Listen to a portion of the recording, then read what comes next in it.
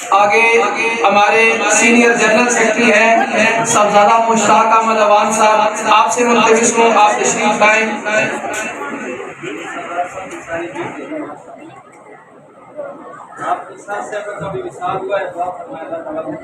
आगे joint general secretary हैं मलिक सलाहुद्दीन साहब, आपसे मुल्तमिस को आप तशरीफ लाएं।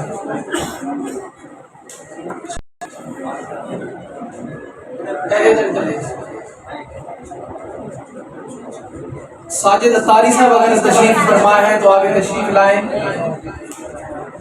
अली नुमान भाई,